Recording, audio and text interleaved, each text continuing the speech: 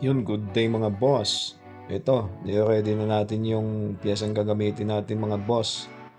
So for today's video mga boss, tayo pala ay sasalang sa isang tattoo combi na ginanap dito sa lugar namin. Ilang buwan na rin to mga boss, pero ngayon na ako nagka-time na ma-edit ito at ma-post. So i-walk through kayo mga boss dito sa buong proseso ng ginawa natin. So bali gumamit tayo ng stencil serum dito na Electrum. Napakabisa niyan mga boss. Pwede nyong subukan yan para sa mga baguhan. Kung ayaw nyong basta-basta maburan ng stencil habang nagtatattoo session kayo. So ito mga boss, start na tayo. Bali yung discarding ginawa ko dito mga boss is kinombine ko yung advanced black and gray at saka may konting touch ng colored sa isang side para kahit pa paano may twist yung piyesang gagamitin natin. So yung naging problema ko lang dito mga boss kasi nung pag-prepare ko pa lang ng mga gamit, sa sobrang pagmamadali mga boss, nakalimutan ko yung pinaka-kakayam na gusto kong gamitin, yung 15 RM.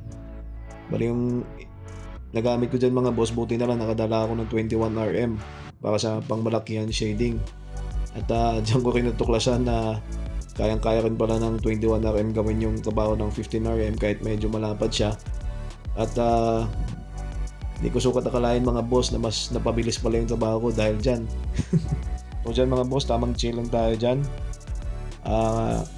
Medyo na-late lang tayo ng konti pero hindi naman masyadong late.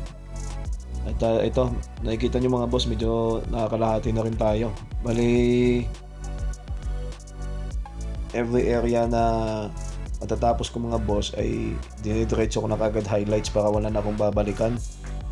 Kasi yung purpose ko doon, para hindi masyadong masaktan si client. At natapos din natin mga boss ahead of time yung piyesa natin. Medyo hindi tayo pinalad sa ngayon mga boss kasi medyo na-short yung piyesang ginawa natin. Sa nakikita nyo, sobrang laki ng braso ni client. Yung na-prepare ko na design mga boss, yan lang, ganyan ang kalaki. Bali, babawi tayo next time mga boss.